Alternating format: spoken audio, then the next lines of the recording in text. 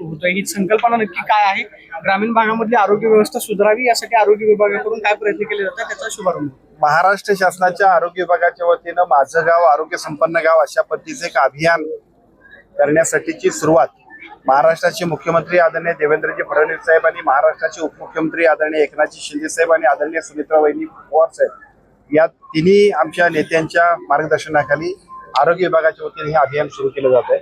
याचा शुभारंभ पुढच्या 7 तारखेला राज्याचे मुख्यमंत्री आणि दोन्ही उपमुख्यमंत्र्यांच्या शुभास्ते होणार आहे. परंतु याची पूर्वतयारी म्हणून विभागीय पातळीवरती अशा पद्धतीच्या या संपूर्ण कामकाजाला यशस्वी करण्यासाठी सर्व लोकप्रतिनिधी सर्व अधिकारी यांच्या एकत्रित अशा पद्धतीच्या कार्यशाळा आपण घेतो. या कार्यशाळेमध्ये प्रत्यक्षामध्ये आम्ही काय करणार आहोत, कशा पद्धतीने काम करणार आहोत की ज्याच्या माध्यमातून prevention is better than cure ही जी काही कन्सेप्ट आहे, आपल्याला आजारी होण्यापेक्षा आजारी होत नाही यासाठी काय करायला पाहिजे, यासाठी हे अभियान खूप महत्वाचं आहे. हजारो आणि लाखो आपण रुपये खर्च करतोय, परंतु प्रत्यक्षामध्ये लाखो रुपये खर्च करण्यापेक्षा सुद्धा जर का आपण प्रिव्हेन्शन करण्यामध्ये काम केलं तर खूप चांगल्या पद्धतीने आपण आपल्या आरोग्याची काळजी घेऊ शकतो. आणि सार्वजनिक आरोग्य विभागाच्या वतीनं यासाठीच हे आरोग्य अभियान आपण सुरू करतोय. गाव पातळीपासून राज्य पातळीपर्यंत प्रत्येक अधिकारी याच्यामध्ये सहभागी होईल, प्रत्येक लोकप्रतिनिधी याच्यामध्ये उत्स्फूर्तपणाने सहभागी होईल. एक SOP प्रमाणे काम आम्ही करणार आहोत. पण केवळ कामच नव्हे तर जी गावं याच्यामध्ये उत्स्फूर्तपणाने सहभागी होताना सुद्धा चांगलं काम करतील त्यांच्यासाठी, ज्या पंचायत समिती याच्यामध्ये सहभागी होतील आणि चांगलं काम करतील त्यांच्यासाठी, आणि ज्या जिल्हा परिषद सुद्धा याच्यामध्ये यशस्वी होतील त्यांच्यासाठी कोट्यावधी रुपयाची बक्षिसं सुद्धा आपण ठेवलेली आहे. उद्देश इतकाच आहे की सार्वजनिक आरोग्य विभागाच्या वतीनं सर्वसामान्य नागरिकांचं आरोग्य अधिक चांगल्या पद्धतीनं सदृढ सक्षम राहण्यासाठी आणि prevention is the better than cure हे जे काय स्लोगन आहे ते स्लोगन यशस्वी करण्यासाठी आपण हे अभियान सुरू करतो. तर एका बाजूला कोट्यवधी रुपये आरोग्यावर खर्च केला जातो. साताऱ्यात काल एक घटना समोर आली. पोस्टमार्टम केल्यानंतर शासकीय रुग्णालयांनी वेगवेगळे मृतदेह दिले. अगदी मृतदेहावर अग्नी दिल्यानंतर समजलं की त्या नातेवाईकांचा तो मृतदेह नाहीच आहे, म्हणजे वेगवेगळे दिले. घटना गंभीर आहे. मी सुद्धा आता येतानाच ते व्हॉट्सअपवरती बघितलं. ज्या गोष्टीमध्ये अशा गोष्टी करणारे लोक डिपार्टमेंटमध्ये अतिशय चांगल्या पद्धतीनं लोकांची सेवा काम करणारे लोक सुद्धा खूप आहेत, पण दुर्दैवानं अशा पद्धतीच्या एका दुसऱ्या माणसामुळे मात्र सगळ्या डिपार्टमेंटला सुद्धा बदनामी होते. त्यामुळे या गोष्टीवरती जी कारवाई होईलच, पण त्या कारवाईवर थांबून चालणार नाही. या घटनेचं गांभीर्य लक्षात घेऊन अशा पद्धतीने कुठेही प्रकार होऊ नये यासाठी जी SOP करायला लागेल ते आम्ही करणार. नवल्या हॉस्पिटलमधल्या अनेक कर्मचाऱ्यांचे पगार वगैरे वाढत असताना इथूनच का आपण करताय? कारण की दर 6 महिन्याला इथं आंदोलन होतात, वर्षावर्षीचे पगार कर्मचाऱ्यांना दिले जात नाही. अगदी रस्त्यावर आले ते कर्मचारी. एवढी मोठी योजना राज्यभरात राबवता येईल, जे कलंकित अशा प्रकारे कलंक लागलेलं हॉस्पिटल आहे तिथून तुम्ही ही योजना चालू. दोन गोष्टींची गल्लत आपण करू नका. अभियान यशस्वी करण्यासाठी जेव्हा आम्ही जमलोय तेव्हा 3 विभागांचं म्हणजे साधारणतः मला वाटतं किती जिल्हे आहेत त्याच्यामध्ये 10 जिल्ह्यातले सगळे लोक आहेत. या 10 जिल्ह्यातले सगळे लोक येत असताना मध्यवर्ती पद्धतीने एखादा हॉल आम्हाला उपलब्ध असावा यासाठी या हॉस्पिटलची किंवा या कॅम्पसची निवड केली असेल की जो रस्त्यावर असेल. या हॉस्पिटलच्या किंवा या ट्रस्टच्या कामकाजाचे विषय असतील ते वेगळे असतील, त्याच्याशी आमचा मतलब फारसा असणार नाही. हा, त्यांचे पगार, त्या लोकांचे जे काय त्यांचे अधिकार असतील किंवा हक्क असतील याच्यासाठी सरकार म्हणून त्यांच्याही पलीकडे 5 पावलं पुढे जाणं ही आमची जबाबदारी आहे. ते निश्चितपणे आम्ही करू. तर राज्यभरात अशोक खरातचं प्रकरण जास्त आहे. नवीन माहिती समोर आलेली आहे की अशोक खरातनं काही नामांकित डॉक्टरांकडून गर्भनिरोधकाच्या गोळ्या घेतल्या होत्या, त्या महिलांना आपण नाशिक मधल्या काय हॉस्पिटलची चौकशी करणार का किंवा तशा पद्धतीने प्रभाव असल्याचं सुद्धा म्हणलं जाते. कसं आहे, तुम्ही कधी भेट वगैरे घेतली?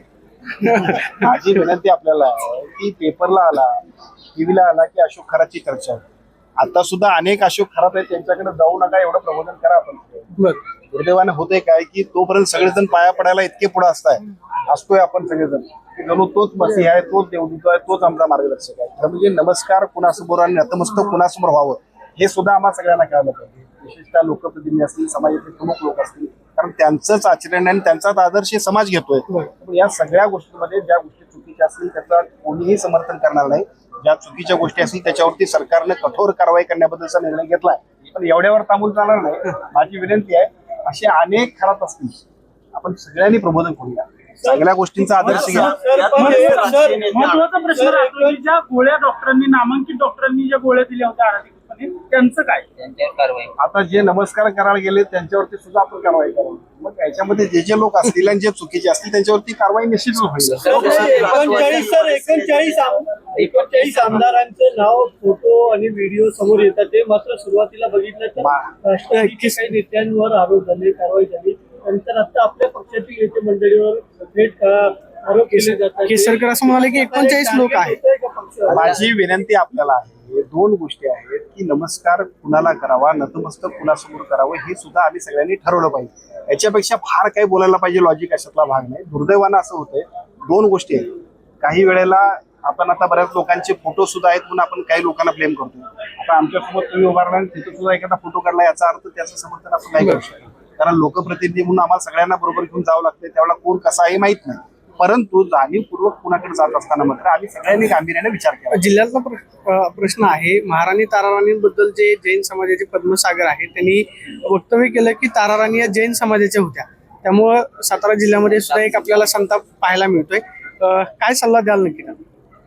या सगळ्या गोष्टींच्या पलीकडे जाऊन ताराराणीचा इतिहास खूप मोठा आहे. महाराष्ट्राला देशाला दिशादर्शक आहे. त्यामुळे अशा गोष्टींकडे आपण सगळ्यांनी लक्ष देण्यापेक्षा सुद्धा ताराराणीचा इतिहास, छत्रपती शिवाजी महाराज, छत्रपती संभाजी महाराजांचा एवढा इतिहास महाराष्ट्रात नाही. तेवढंच ताराराणी, कारण मी कोल्हापूरचा आहे, कोल्हापूरच्या गादीनं सुद्धा इतिहास केला. एक महिला असून सुद्धा ज्या पद्धतीनं लढवय्या झाशीच्या राणीच्याही पेक्षा चांगल्या पद्धतीचं काम त्यांचं जे आहे ते इतिहास आम्हाला त्यांच्यासमोर आणायचं आहे. त्यासाठी आम्ही जाऊ. मला असं वाटतं की हे वाद निरर्थक आहेत, याच्यापेक्षा सुद्धा त्यांचं कर्तृत्व, शौर्य खूप महत्वाचं आहे. ते आम्ही समाजासमोर आणू. असे वाद जाणून बुजून निर्माण केले असं सुद्धा असू शकेल. खरं म्हणजे मोठमोठ्या व्यक्तींच्या कर्तृत्वाचा आदर्श घेण्यासाठी लोकांसमोर आम्ही काही चांगल्या पद्धतीने मांडणी केली पाहिजे. पण ते राहिलं बाजूला, या सगळ्या गोष्टींच्या कडे ज्या वेळेला आपण अशा पद्धतीने काम करतो तेव्हा बुद्धिभेदाचा सुद्धा प्रकार असू शकतो. या सगळ्यांना विचलित न होता ताराराणीचा इतिहास महाराष्ट्राला देशाला कळण्यासाठी कोल्हापूरचा सुपुत्र म्हणून आम्ही सगळे काम करतो. चला, धन्यवाद. पुण्याच्या कृषी महाविद्यालयामधील आरोग्य केंद्र धुळकात पडलेलं आहे. चैतन्य चव्हाण नावाच्या मुलाचा मृत्यू झालेला आहे काही दिवसांपूर्वी. त्याला ज्यावेळेस उपचारासाठी घेऊन जात होते विद्यार्थी, त्यावेळेस त्या ठिकाणी डॉक्टर अवेलेबल नाही आणि गेट सुद्धा तुटून पडलेला पाहायला मिळाला. दुर्लक्ष होतंय महाविद्यालयातील आरोग्य केंद्राकडे. म्हणजे ते कुणाचं आहे आरोग्य केंद्र? कृषी महाविद्यालय आणि कृषी महाविद्यालयाचं आहे की कुणाचं आहे? कृषी महाविद्यालय असं ते कुणाचे, शासनातल्या कुठल्याही यंत्रणेचा उपयोग हा समाजाला झाला पाहिजे अशी पहिली आपल्या सगळ्यांची कन्सेप्ट असणार आहे. त्यामुळे मला असं वाटतं जर असं असेल तर आता इथं आमच्यासोबत कलेक्टरही असतील, कृषी आयुक्तही असतील, जे कोण असतील त्यांना आपण सूचना करू, द्यावीच लागेल. शेवटी ती जबाबदारी आपली. चला, थँक्यू.